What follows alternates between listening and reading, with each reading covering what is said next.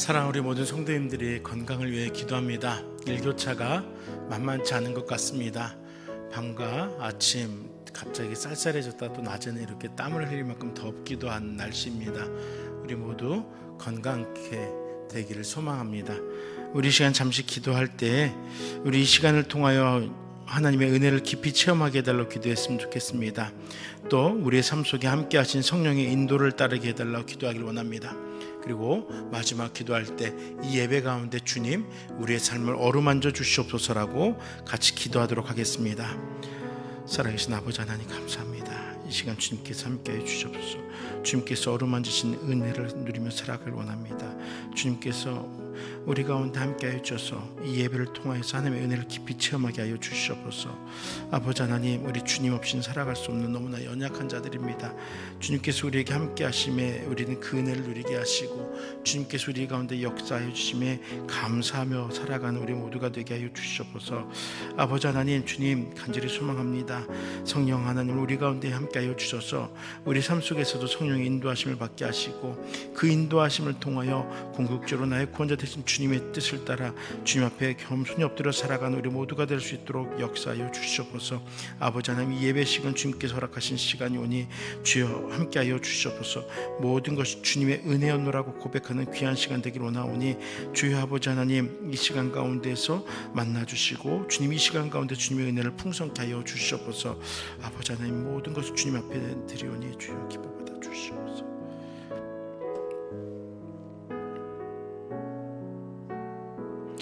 살아계신 아버지 하나님 감사합니다.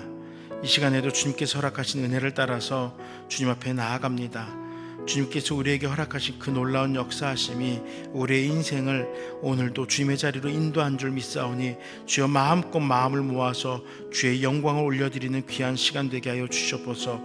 아버지 하나님, 이 시간 미착한 발걸음을 재촉하여 주시고 함께 찬양을 하고 함께 말씀을 읽고 또 그 말씀을 묵상하고 부르짖을 때에 그 순간순간들마다 우리 가운데 일하신 주님을 만나게 하여 주시옵소서. 감사합니다. 예수님 이름으로 간절히 기도드립니다. 아멘.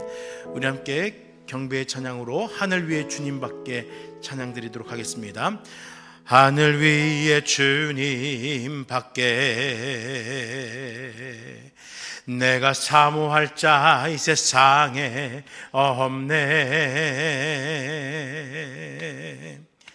내 마음과 힘은 믿을 수 없네. 오직 한 가지 그 진리를 믿네. 주는 나의 힘이요, 주는 나의 힘이요, 주는 나의 힘이요. 영원히 주를 의지하리. 주는 나의 힘이요, 주는 나의 힘이요, 주는 나의 힘이요. 영원히 주를 의지하리. 영원히 하늘 위에 주님밖에, 하늘 위에 주님밖에 내가 사모할 자 이 세상에 없네. 내 마음과 힘은 믿을 수 없네. 오직 한 가지 그 진리를 믿네. 주는 나의 힘이요, 힘이요, 주는 나의 힘이요. 영원히 주를 의지하리. 주는 나의 힘이요, 주는 나의 힘이요, 주는 나의 힘이요. 영원히 주를 의지하리. 영원히 나의 가장 낮은 마음 주님께서 기뻐하시고 작은 일에 큰 기쁨을 느끼게 하시는 도다. 나의 가장 나의 가장 낮은 마음 주님께서 기뻐하시고 작은 일에 큰 기쁨을 느끼게 하시는도다. 내가 지쳐 무력할 때 주님 내게 힘이 되시고 아름다운 하늘나라 내 맘에 주시는도다. 우리에게 축복하신 하나님 사랑 낮은 자를 높여주시고 아름다운 하늘나라 허락하시고 내 모든 것 예비하시네.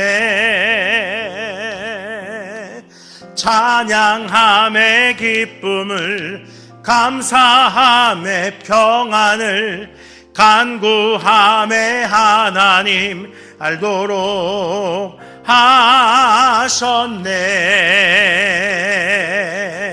찬양함의 기쁨을 감사함의 평안을 간구함의 하나님 알도록 하셨네. 나의 가장 낮은 마음 주님께서 기뻐하시고 작은 일에 큰 기쁨을 느끼게 하시는도다. 내가 지쳐 무력할 때 주님 내게 힘이 되시고 아름다운 하늘나라 내 맘에 주시는도다. 우리에게 축복하신 하나님 사랑 낮은 자를 높여주시고 아름다운 하늘나라 허락하시고 내 모든 것 예비하시네. 찬양함의 기쁨을 감사함의 평안을 간구함의 하나님 알도록 하셨네. 찬양함의 기쁨을 감사함의 평안을 간구함의 하나님 알도록 하셨네. 우리에게 축복하신 하나님 사랑 우리에게 축복하신 하나님 사랑 낮은 자를 높여주시고 아름다운 하늘나라 허락하시고 내 모든 것 예비하시네. 찬양함의 기쁨을 감사함의 평안을 간구함의 하나님 알도록 하셨네. 찬양함의 기쁨을 찬양함의 기쁨을 감사함의 평안을 간구함의 하나님 알도록 하셨네.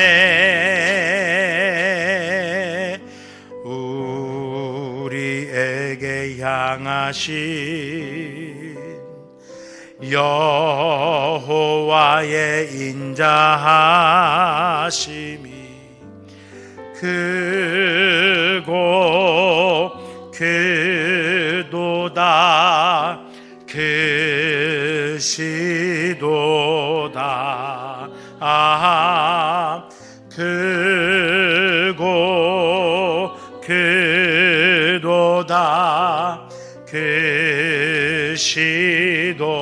크시도다. 우리에게 향하신 여호와의 진실하심이 영원 영원하시도다.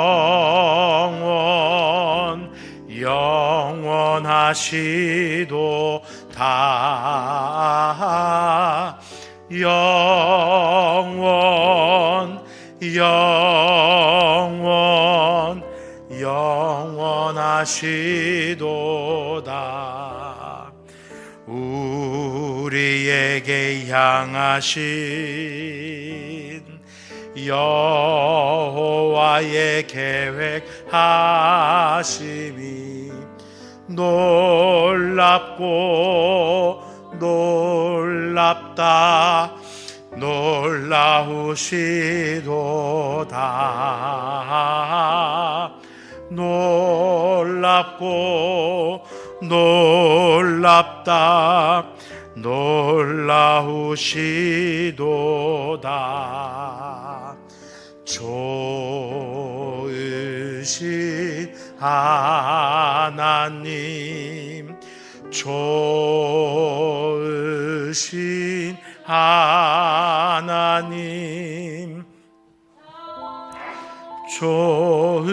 좋으신 나의 하나님,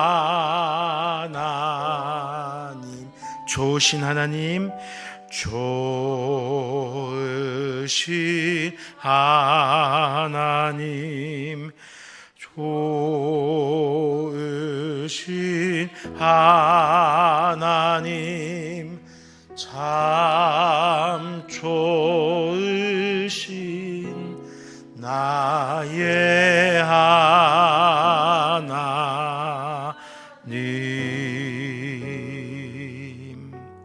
아버지 하나님, 감사합니다. 이 시간 주님을 찬양하길 원합니다. 좋으신 하나님을 송축하길 원합니다.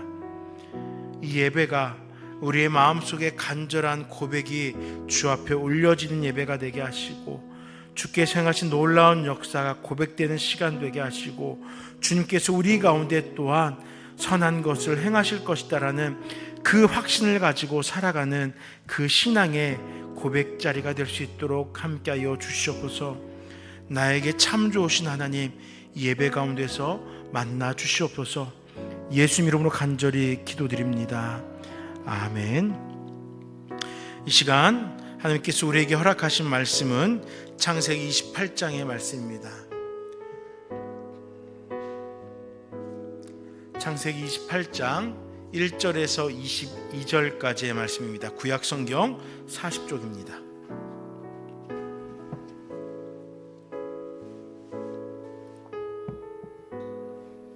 창세기 28장 1절부터 22절을 한 절씩 교독하도록 하겠습니다.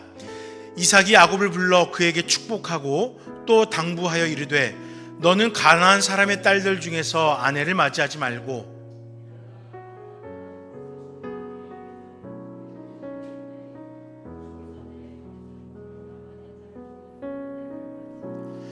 전능하신 하나님이 내게 복을 주시어 내가 생육하고 번성하게 하여 내가 여러 족속을 이루게 하시고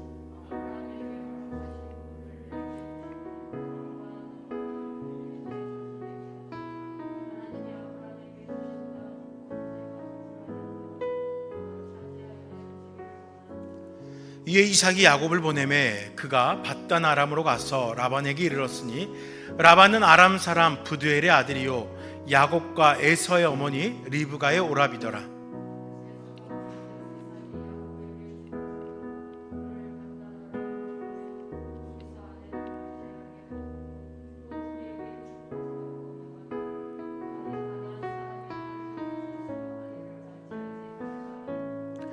또 야곱이 부모의 명을 따라 밧단 아람으로 갔으며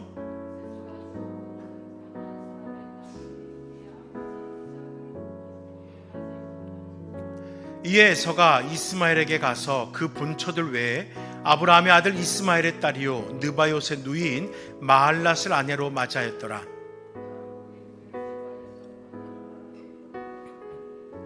한 곳에 이르러는 해가 진지라 거기서 유숙하려고 그곳에 한 돌을 가져다가 베개로 삼고 거기 누워 자더니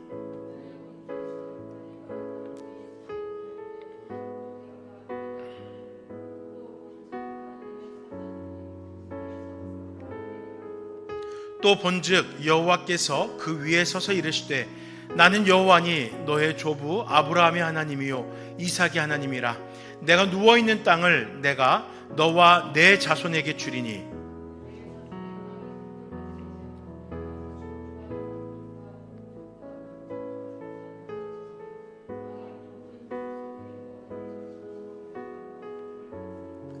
내가 너와 함께 있어 내가 어디로 가든지 너를 지키며 너를 이끌어 이 땅으로 돌아오게 할지라.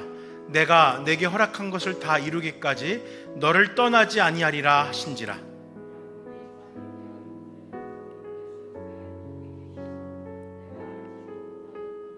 이에 두려워하여 이르되 두렵도다 이곳이여 이것은 다름 아닌 하나님의 집이요 이는 하늘의 문이로다 하고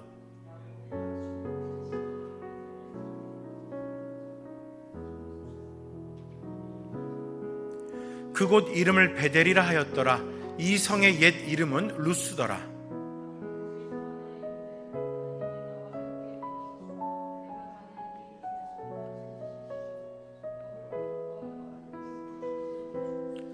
내가 평안히 아버지 집으로 돌아가게 하시오면 여호와께서 나의 하나님이 되실 것이요 내가 기둥으로 세운 이 돌이 하나님의 집이 될 것이요 하나님께서 내게 주신 모든 것에서 10분의 1을 내가 반드시 하나님께 드리겠나이다 하였더라. 아멘. 이 시간 함께 말씀을 묵상하며 전하는 전하 듣는 우리 모든 성도님들에게 동일한 은혜와 역사가 있기를 바랍니다. 또한 겸손함으로 이 말씀 앞에 서서 하나님께서 우리를 어떻게 이루어 가신지를 체험하는 귀한 시간이 될 수 있기를 간절히 축원합니다. 야곱의 나그네 인생이 시작됩니다. 이삭은 에서를 피해야 할 처지에 놓인 야곱을 불러서 자신의 처가인 밧닷 아람으로 가서 아내를 얻으라고 명령하고 그를 축복하였습니다. 때문에 야곱은 길고 긴 밧닷 아람을 향한 여정을 떠나게 됩니다.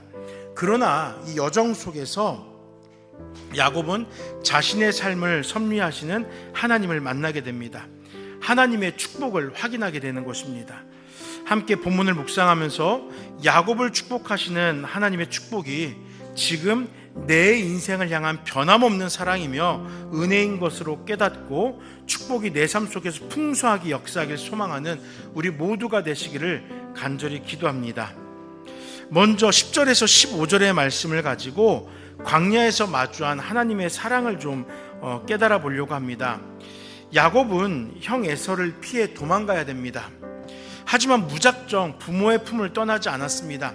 형의 눈을 피하여 이삭에게 다가갔고 이삭으로부터 한 가지 당부를 안고 부모님을 떠나게 됩니다. 그 당부가 무엇이었습니까? 2절에 일어나 밧단 아람으로 가서 내 외조부 부두엘의 집에 이르러 거기서 내 외삼촌 라반의 딸 중에서 아내를 맞이하라 라는 것이었습니다. 그들이 살고 있는 가나안 땅이 아닌 무려 1000km나 떨어진 밧단 아람으로 가서 아내를 맞이하라 라는 것입니다. 여러분 혹시 기억하고 계신지 모르겠어요. 밧단 아람, 아브라함이 이삭의 아내를 구하기 위해서 늙은 종을 보냈던 곳입니다.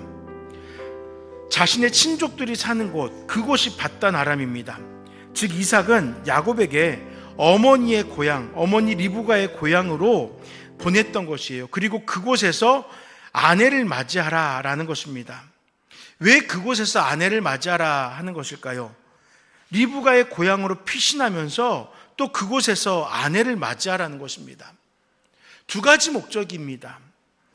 고향으로부터 친족으로부터 아내를 맞이하는 것, 또 에서를 피하여 도망하는 것, 그 두 가지 목적이 함께 있었던 것입니다.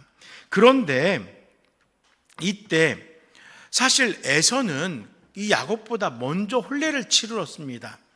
그 이야기가 오늘 본문에도 잠깐 나오는데요. 사실 오늘 본문에는 그 이야기의 2편이라고 볼 수 있습니다. 사실 에서는 먼저 가나안에서 아내를 얻었습니다. 그런데 그 가나안에서 얻은 아내가 어떻습니까? 이삭의 마음에 들질 않는 거예요. 그러니까는 이 에서가 본즉 아버지 이삭을 기쁘게 못하니까 이제 그러면은 나도 친족으로부터 아내를 얻어볼까 해서 어디로 갑니까? 이스마엘의 자손들을 찾아가는 겁니다. 이스마엘의 자손들을 통하여서 그가 아내를 맞이한 것입니다. 여러분 어땠을까요? 과연 이 아내가 이삭의 마음에 흡족한 아내가 되었을까요? 여기에 대한 답은 여러분들이 이미 마음속으로 내려놓고 있을 것이라 확신합니다. 어떠한 마음으로 이삭이 에서의 두 아내들을 마주하였는지 아마 여러분들은 알고 있을 것입니다. 여하튼 야곱은 아버지의 축복을 받고 밧단 아람으로 여정을 떠나게 됩니다. 만만치 않은 여정이에요. 먼 길을 가야 됩니다. 1000km, 한 달 이상은 꾸준히 걸어야 도착할 것 같아요. 그 여정 가운데에서 야곱이 한 지역에 도달하게 됩니다. 피곤한 몸을 쉬기 위해서 한 돌을 가져다 베개로 삼고 그곳에서 유숙을 하게 됩니다. 유숙하였다. 본문이 이렇게 이야기를 기록하고 있죠. 이렇게 노천에서 잠자는 것, 야외 취침, 아마 우리 이제 예능 프로를 통해서 야외 취침이라는 단어를 통해 잘 알고 있겠죠. 이게 유숙입니다. 노숙하는 것, 유숙하는 것. 이게 사실 우리에겐 유숙이라고 기록되어져 있는데 원어의 모습을 보면은 상당히 초라한 모습으로 자는 그런 잠자리를 이야기하는 거더라고요. 즉 지금 본문은요 야곱의 아주 처량하고 초라한 모습을 드러내기 위해서 유숙하고 있다라고 표현하는 거예요. 유숙이 무엇입니까? 나그네가 먼 길을 걸어가던 나그네가 인적이 드문 곳에서 자신의 겉옷만을 의지해서, 내가 가지고 있는 그 겉옷만을 의지해서 몸을 둘러싸고 잠을 자는 거예요. 근데 여러분, 이 중동지방 우리가 가보진 않았지만 들은 풍월이 있잖아요. 일교차가 얼마나 됩니까? 낮에는 후끈후끈 하다가도 밤만 되면 온도가 툭 떨어진다고 하잖아요. 오늘 같은 날씨, 이 가을 날씨보다도 더 일교차가 심한 곳이 바로 이 땅입니다. 그런데 겉옷만을 의지한다는 것, 그거는 결코 평안한 잠이 될 수 없다는 거예요. 그 큰 일교차에서 겉옷만을 의지해서 길가에서 저 한켠에서 잠을 잔다는 것은 지극히 초라하고 처량한 모습이라는 것입니다. 그렇게 우리들에게 보여지게 하기 위해서 본문은 유숙하고 있다라고 표현하는 거예요. 안락함이 있을 수가 없어요. 게다가 지친 몸이니까 얼마나 고단하겠습니까? 그 고단함이 싹 가셔지지 않을 그런 아주 힘들고 어려운 잠자리였다는 것입니다. 그렇게 고달프게 잠에 들었습니다. 그런데 그 잠자리에서 꿈을 꾸게 되네요. 무슨 꿈이었습니까? 꿈속에서 사닥다리가 하늘과 땅 사이에 닿았습니다. 요상한 꿈이에요.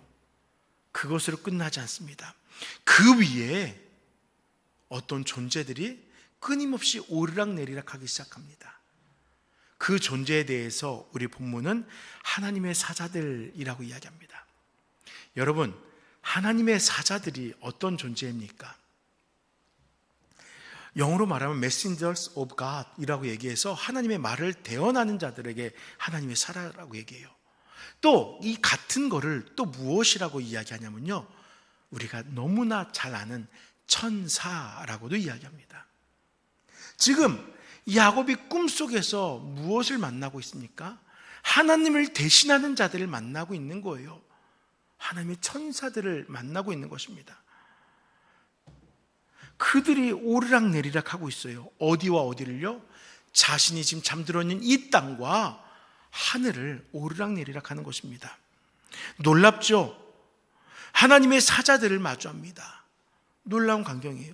초라하고 지친 몸으로 잠자리에 누워있는 자신에게 하늘의 사자들이 쉴 새 없이 오르락내리락 하고 있으니까 얼마나 놀랍겠습니까? 만약 여러분들이 이러한 꿈을 꾼다면은 여러분 그 꿈을 무엇으로 해석하시겠습니까? 어떻게 이 꿈을 이해하시겠어요? 아싸! 천사들이 나에게 왔어. 하나님의 사자들이 한 명도 아니고 때를 지어서 나에게 다가왔어. 이거는 길조야.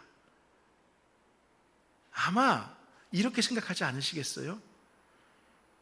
아마 절대 다수가 이 자리에 계신 모든 성도님들이 한 분도 빠짐없이 하나님께서 지금 내 인생 가운데 함께 하시는구나, 그러니까 이렇게 천사들이 내 인생을 찾아오지 라고 반길 것입니다. 맞아요. 하늘의 하나님께서 지금 야곱의 삶에 함께 하시는 것입니다. 하나님이요, 형을 속이고 도망치는 야곱이지만 그럼에도 그의 인생을 살피고 보호하고 있는 것입니다. 더 놀라운 사실이 있습니다. 우리 함께 14절과 15절을 읽겠습니다. 14절과 15절입니다. 내 자손이 땅에 티끌같이 되어 내가 서쪽과 동쪽과 땅의 모든 족속이 너와 내 자손으로 말미암아 복을 받으리라. 내가 너와 함께 있어 내가 어디로 가든지 너를 지키며 너를 이끌어 이 땅으로 돌아오게 할지라. 내가 내게 허락한 것을 다 이루기까지 너를 떠나지 아니하리라 하신지라. 아멘. 천사들에 이어서 하나님께서 그에게 말씀해 주십니다. 하나님은 아브라함과 이삭의 하나님으로서 또한 야곱을 통하여 언약을 이루어 가실 것임을 천명하시는 거예요. 하나님께서 직접 선언하시는 겁니다. 야곱을 통해 땅과 자손의 번성을 보게 하겠다고 약속하고 있는 것이에요. 여러분, 이제 얼마 안 있으면은 대림절이 시작됩니다. 그리고 성탄의 때가 다가오죠. 이맘때쯤 되면은 그 어느 때보다 더 자주 듣게 되는 단어가 하나 있습니다. 임마누엘. 이 말의 뜻은요, 하나님께서 우리들과 함께 하신다라는 뜻이에요.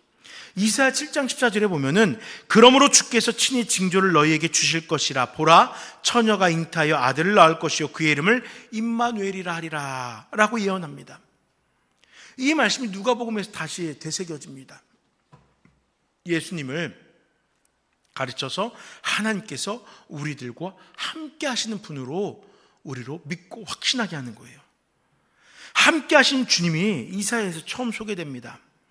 그런데요, 하나님은 이때 비로소 인류 가운데 함께 하시겠다라고 말씀하신 것이 아니에요.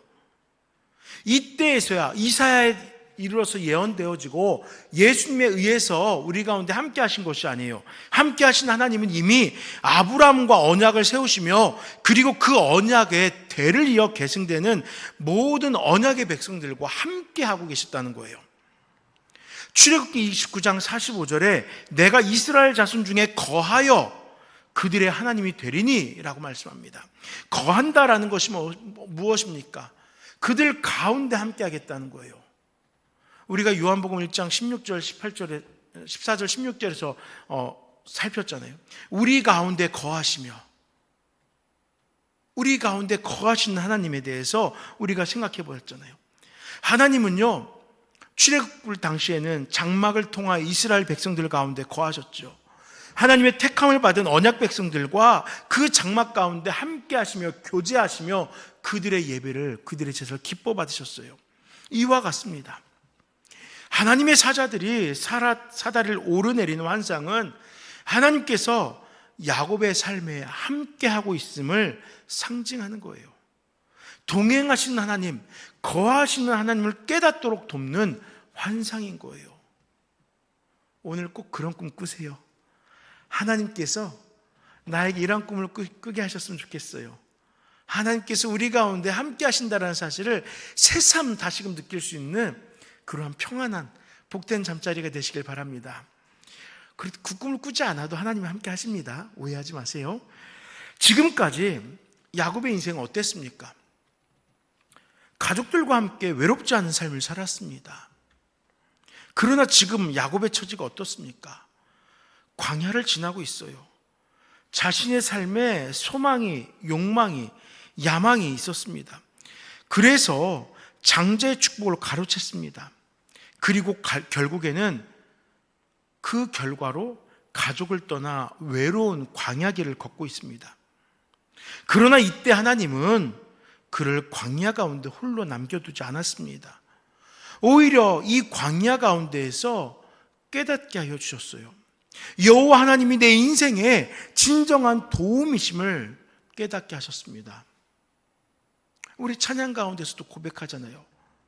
광야를 지나서 왜 나를, 그렇게 하면서 마치 야곱의 음성과 같이, 그 야곱의 심정과 같이 왜 이 깊은 어려움 속에서 놔두시는지, 왜 이 초라하고 처량한 유숙의 자리, 돌을 베고 자야 되는 이 자리 가운데 나를 놔두시는 것인가?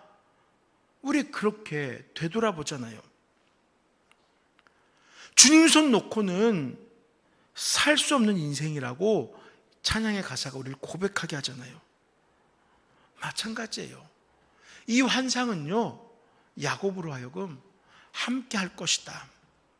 또 야곱으로 하여금은 주님 손 놓고는 살 수 없습니다 라는 것을 고백하도록 하는 꿈이었던 것입니다. 그러면은 과연 언제까지 야곱의 인생에 하나님은 함께 하실까요? 15절 말씀해 보니까 내가 내게 허락한 것을 다 이루기까지 너를 떠나지 아니하리라. 아멘. 하나님의 뜻이 야곱의 인생 속에서 온전하게 성취되기까지 함께 하신다고 약속해 주십니다. 이 이야기는요, 정확히 말하면은 야곱의 삶을 넘어서는 약속입니다. 왜 그렇습니까? 하나님의 약속이 야곱의 인생만으로 끝나는 것이 아니거든요. 여기서 말하는 것은 야곱의 자손들, 아브라함의 자손들, 그 모든 세대, 그 모든 인류에게 해당되는 것이거든요. 즉 그러니까 하나님은 언제까지 함께 하십니까? 하나님께서 뜻하신 그 모든 것이 다 이루기까지, 모든 인류가 구원에 이르기까지 떠나지 않는다는 거예요. 그러면 지금 하나님은 우리와 함께 하시겠습니까? 우리를 떠나셨겠습니까? 야곱이 하나님이니까, 야곱이 죽었으니까 이제 하나님은 떠나셨겠지? 아니요. 우리 모든 인류를 위한 약속이었던 거예요. 그렇기 때문에 하나님은 지금도 우리와 함께 하시면서 모든 민족이 하나님의 그 구원의 은혜 가운데 살아갈 것을, 그리고 마지막 때 그 하나님의 품 안에 안길 것을 기다리고 계신 겁니다. 야곱의 삶도, 그리고 우리들의 삶도 광야 가운데 있습니다. 분명 야곱은 축복을 부여받았지만 그럼에도 광야에 있어요. 이게 현실이에요. 우리들도 분명 구원받았지만 그럼에도 인생 광야 가운데 살아가고 있습니다. 그러나 함께 우리의 인생에 사다리를 거시고 끊임없이 왕래하며 우리의 인생을 섭리하신 하나님을 기억하시자고요. 하나님께서 지금 내 인생 가운데 함께하고 계시다라는 것을 기억하시자고요. 야곱의 사다리가 내 삶의 사다리가 되어서 내어놓을 곳 없는 삶이지만 그럼에도 불구하고 여전히 나를 보호하시고 약속을 이루기 위하여 일하시는 하나님 앞에 감사하는 우리의 삶과 예배가 되길 소망합시다. 세상은요, 우리를 고단하게 하고 우리의 인생이 세상 속에서 가치 있다고 여겨지지 않을지라도 내 인생이 언약의 결정체가 되도록 구원을 완성해 가시는 하나님의 놀라운 사랑과 그 섭리 앞에서 하나님 감사합니다. 주의 은혜로 나는 행복합니다. 결코 내 삶이 초라하지 않습니다. 그 언약으로 인해 기뻐하는 우리 모두가 되시길 간절히 축원합니다. 두 번째로 16절에 19절의 말씀을 가지고 베델에서 드려질 소중한 산제물을 살펴보려고 합니다. 옛 근동 지역의 문화에 의하면 신은 어떤 특정한 지역을 다스립니다. 즉 온 우주의 신이 아니라 자신이 살아가는 지역의 신인 거예요. 그러니 지역이 바뀌면은 그곳에서는 그 신의 섭리를 기대할 수 없는 거예요. 여러분의 생각에 이러한 존재가 신이라고 믿어지십니까? 쉽게 말하면은 풍천면을 벗어나면은 풍천면 밖에서는 힘을 못 쓰는 거예요. 도깨비도 아니고 이게 신일까요? 그 당시 사람들은 그렇게 생각을 했어요. 요나도 그렇게 생각을 했기 때문에 니느웨로 가라는 하나님의 명령을 버리고 하나님이 안 계실 거라 생각했던 다시스로 가고자 했던 것입니다. 그럼 야곱은 어떨까요? 자세한 정황은 알 수 없지만 하지만 16절 야곱이 잠이 깨어 이르되 여호와께서 과연 여기 계시거늘 내가 알지 못하였도다 라는 그의 고백을 통하여 살핀다면은 광야의 외로움 속에서 그는 하나님의 존재를 인정하지 않았던 것 같아요. 환상을 통해서 하나님께서 함께 하심을 깨우치고 나서야 마침내 시간과 공간을 초월하여 어디에나 함께 하시는 하나님을 마침내 깨달은 것이에요. 그러니까 과연 여기 계시거늘 내가 알지 못했구나 라고 고백하는 것 아니겠습니까? 이 깨달음이 야곱의 인생에 허락한 선물이 한 가지 있습니다. 두려움, 즉 경외심이에요.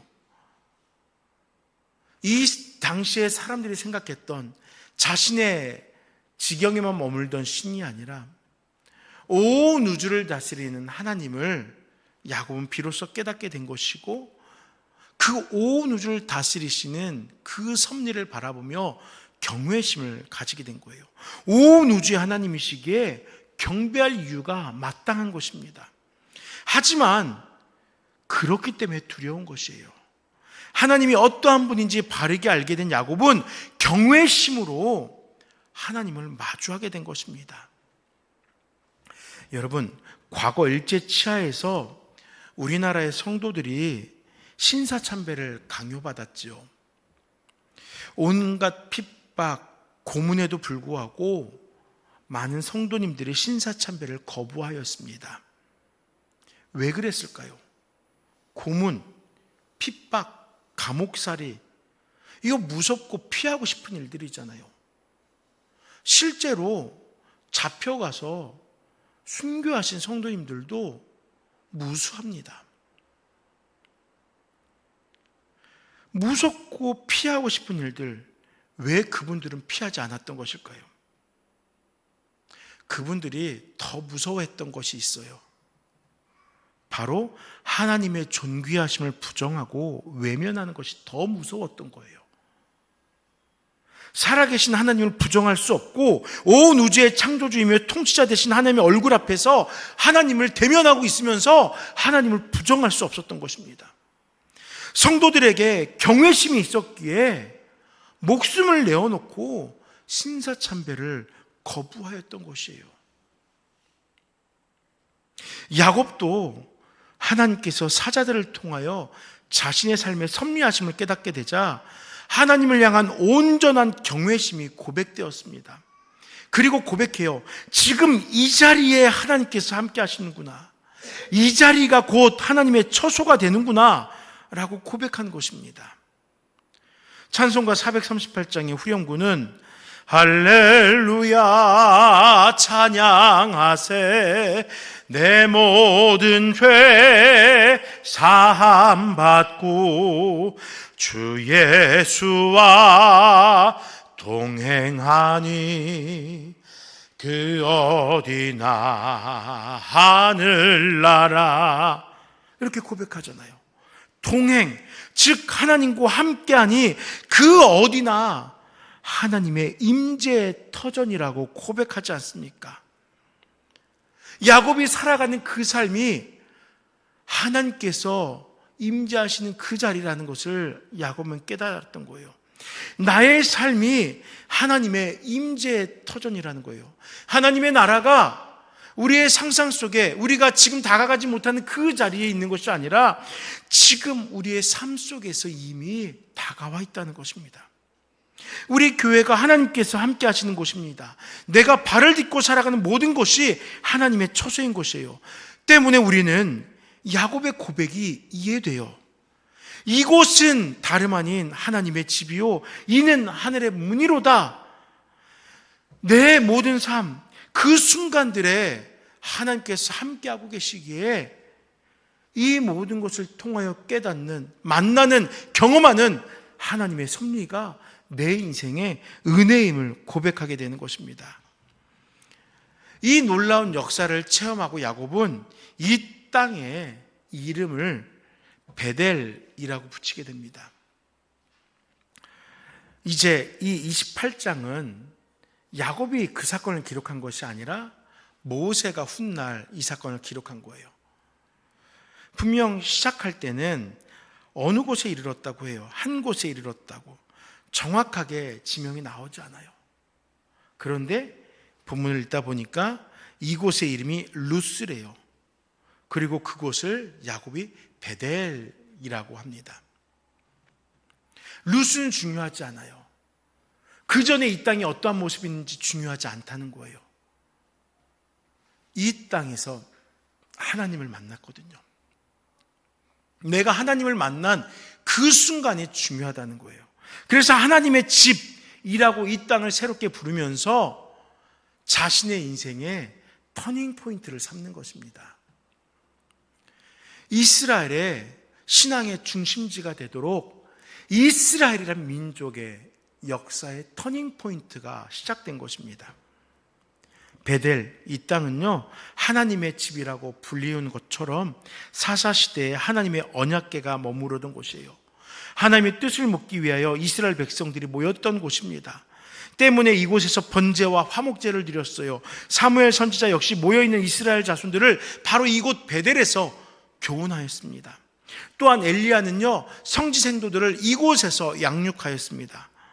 이스라엘의 신앙의 중심적인 많은 사건들이 바로 이 베델에서 있었어요. 그러니 얼마나 놀라운 곳이 되었습니까? 그런데 이 베델이 훗날 호세아에 의해서 벳아웬이라고 부르게 됩니다. 뭐냐면요, 우상의 집이라고 불려요. 벳, 이거는 집이란 뜻이거든요.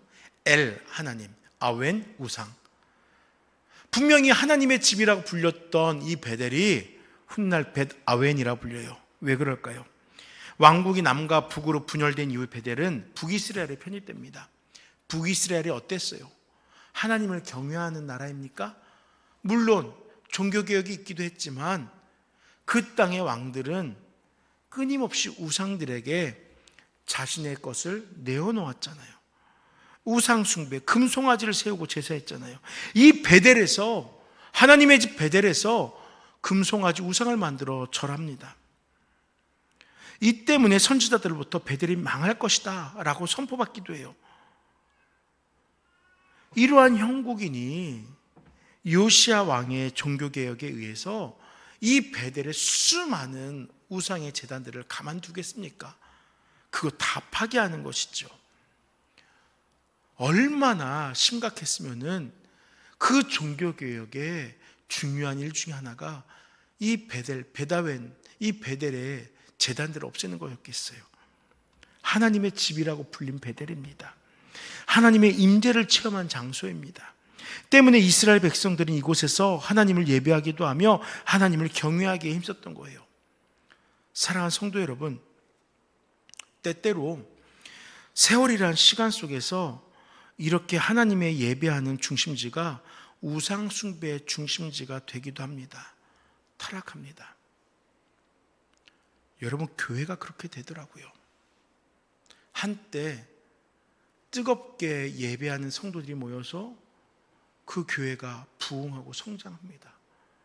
진실되게 하나님을 예배하고자 하는 성도들, 하나님을 만나기 원하는 신자들이 몰려들어서 교회가 성장합니다.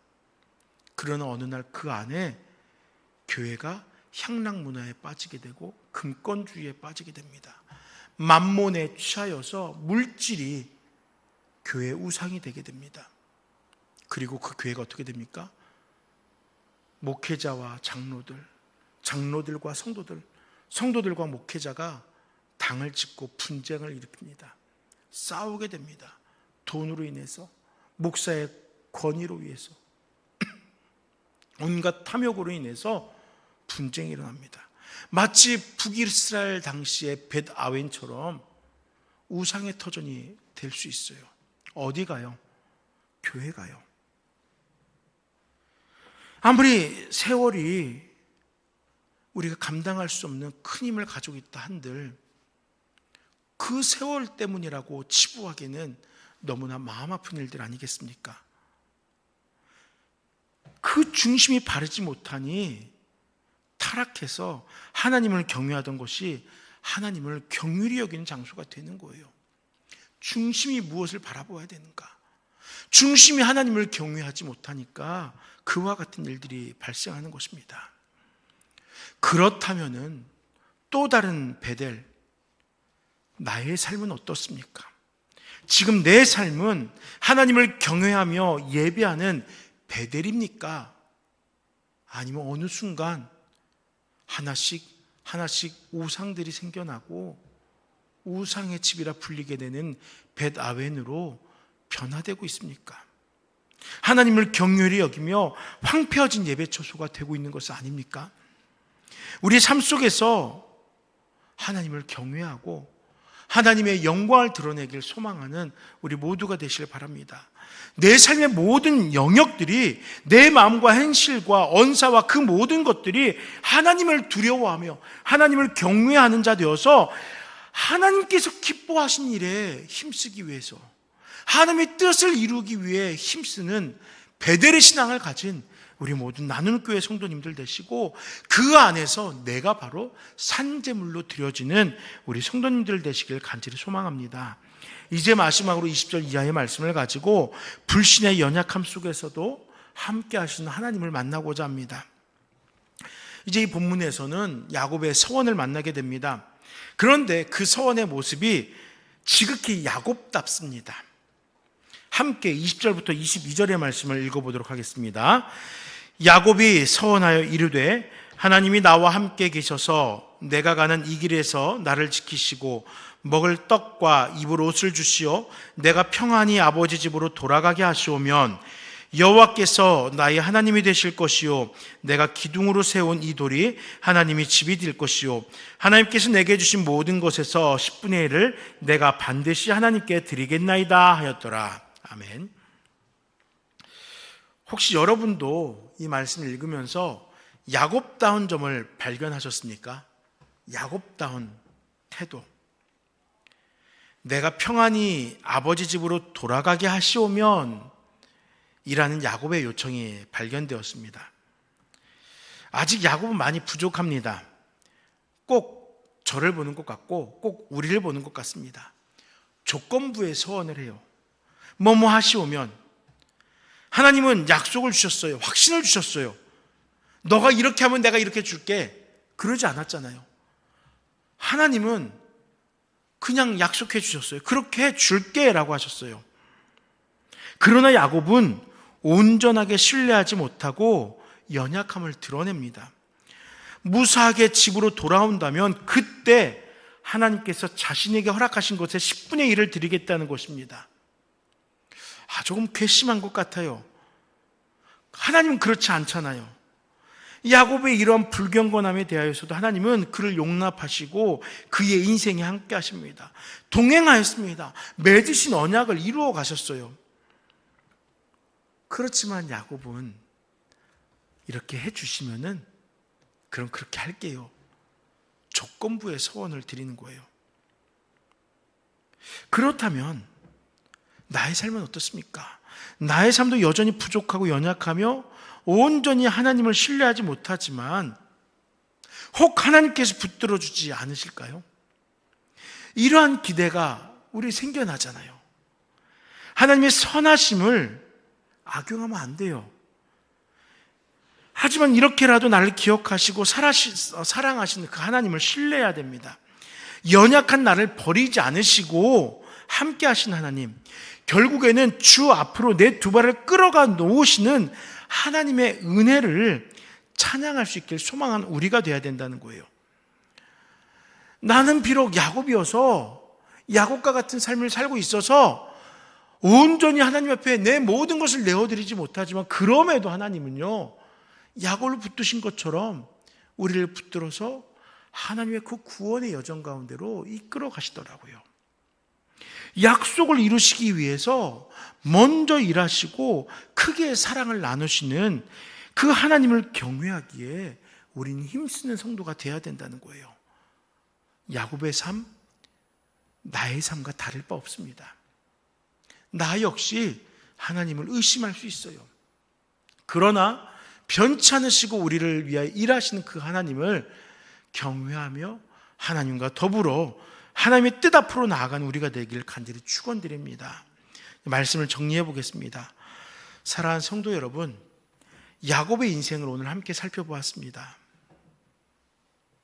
야곱이라고 이렇게 살펴보았지만 결국에는 이데옥이라는 한 사람, 또 아무개라는 여러분 한 사람의 인생의 모습 아니었겠습니까?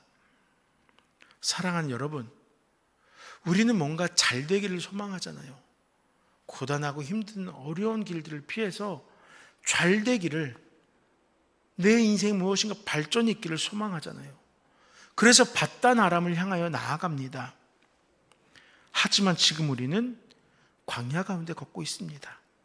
그러나 이 광야는 우리 인생을 동행하시는 하나님의 사랑을 체험하기에 가장 좋은 장소일 것입니다. 이 광야에서 주님을 만남으로 나그네인 내 삶이 하나님 앞에 거룩하게 드려지는 거룩한 산제물이 되는 것입니다. 내 인생을 받으실 확신이 생기기에 여전히 연약한 중에 있지만 내 초라한 모습이더라도 하나님 앞에 나아가 내 인생을 가지고 하나님과 더불어 대면할 수 있는 것입니다. 우리 함께 결국에 나와 함께 하시고 내 인생을 통하여 놀라운 일을 이루실 하나님의 은혜를 사모하여 나를 사랑하는 하나님을 경외하며 그 앞에서 인생을 살아가는 우리 모든 성도님들 되시기를 간절히 축원합니다. 우리 이 시간 잠시 기도할 때 아버지 하나님, 말씀을 살펴보니 야곱의 인생이 곧 나의 삶이었네요. 의심으로 하나님께서 나와 함께 하심을 깨닫지 못하였던 이 연약한 자 주께서 붙잡아 주신다고 오늘 또한 말씀 깨닫게 하셨사오니 오직 주만을 의지하면서 주님을 경외하는 나의 신앙 되게 하옵소서. 잠시 기도하도록 하겠습니다. 아버지 하나님 감사합니다. 이 시간을 통하여서 또한 주님께서 허락하시는 은혜가 무엇인지 살피게 하시니 감사합니다. 아버지 하나님, 야곱의 인생이 곧 내 인생이었음을 살펴봅니다. 하나님께서 허락하신 언약들을 바라보지 못하고 불신하며 살아갔던 나의 인생, 그럼에도 친히 다가와 주시고 내 인생에 섭리하여 주신 하나님의 역사를 바라봅니다. 이제 야곱과 같았던 지난 삶이 아니라 야곱이 변화되었던 것 같이 우리들 역시도 변화되어져서 오직 하나님을 경외하며 하나님을 의지하며 살아가게 하여 주시옵소서. 불신의 연약함 속에서도 함께 하시는 그 하나님의 놀라운 은혜와 역사들을 사모하는 우리 모두가 될 수 있도록 함께 하여 주시옵소서. 주님 감사합니다. 우리의 인생 광야에서 하나님을 마주하게 하여 주시옵소서. 힘들고 고단한 그 자리가 하나님의 은혜를 체험하는 귀한 자리가 되게 하여 주시옵소서. 그 광야에서 손잡아 주시고 그 광야에서 한 길 앞서 나아가시며 우리를 도우시는 하나님의 역사를 받아보게 하시고, 아버지 내 삶이 베델되어서 하나님을 만났노라고, 하나님을 예배하겠노라고, 하나님을 경외하는 우리의 신앙 되게 하여 주시옵소서. 우리는 연약한 자입니다. 하나님 앞에 온전하지 못한 불신앙을 살아갔던 자들입니다.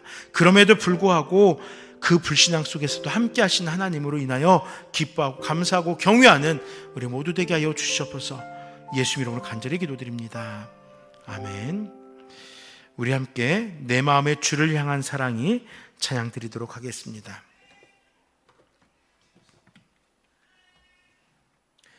내 마음의 주를 향한 사랑이 나의 말엔 주가 주신 진리로 나의 눈에 주의 눈물 채워주소서.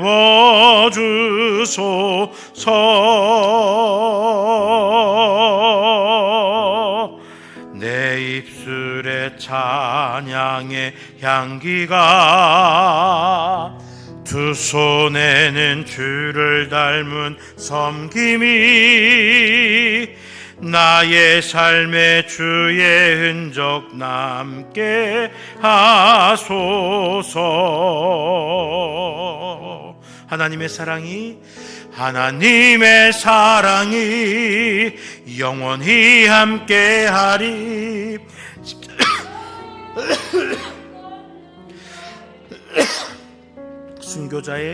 순교자의 삶을 사는 이에게 조롱하는 소리와 세상 유혹 속에도 주의 온전 진프가 되리라.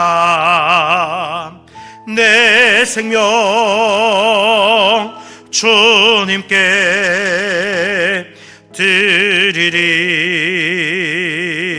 드리리. 아버지 하나님 감사합니다. 이 시간 야곱의 인생을 바라보며 우리의 신앙을 다시금 살펴보게 하시니 감사합니다. 우리의 연약함이 드러나는 말씀이었지만 이 말씀 속에서 우리는 한 가지 확실한 사실을 깨달았습니다. 우리가 불완전할지라도 불신앙으로 살아감에도 불구하고 하나님께서는 한결같이 우리를 붙잡고 섭리하신다는 사실을 깨달을 수 있었습니다. 얼마나 큰 축복이고 은혜인지요. 내가 연약하다라는 것을 되짚어보며 돌아가지만 그것으로 인하여서 너무 자존감 떨어지지 않게 하시고 내 인생을 도우시는 하나님과 함께하는 것이 큰 축복이라고 기뻐하며 찬양하며 돌아가는 우리 모두가 될 수 있도록 역사하여 주시옵소서. 그리하여서 하나님께서 야곱을 사용하신 것과 같이 우리의 인생도 쓰임받을 것을 확신하는 우리 모두 되게 하여 주시옵소서. 자녀들의 인생 가운데, 우리 사랑하는 성도님들의 삶 속에 우리가 처한 그 각자의 자리 가운데에서 그 자리가 광야일지라도 주님께서 우리로 하여금 칭송받게 하시고 우리로 하여금 사랑받고 인정받는 삶을 살아갈 수 있도록 도와주시옵소서. 아버지 하나님, 또 주의 사랑하는 아들이 또 딸이 계속하여서 대학교 입시를 위한 그런 과정들에 있습니다. 실기시험과 면접을 치르는 과정 가운데 있습니다. 주님 살펴주시옵소서. 주님께서 그들의 심령 가운데 담대함이 있게 하시고 그들에게 떨어지는 질문이 또 과제들이 그들에게 허락되어진 하나님의 마음으로 이해되어지고 잘 설명되어지고 표현되어질 수 있도록 역사하여 주시옵소서. 아버지 하나님, 이 시간 또 나와 예배한 우리 자녀들 그들에게도 동일한 은혜와 역사를 허락하여 주셔서 친구들로부터 사랑받고 인정받게 하시고 또 학업의 터전 가운데 지혜로울 수 있도록 함께하여 주시옵소서.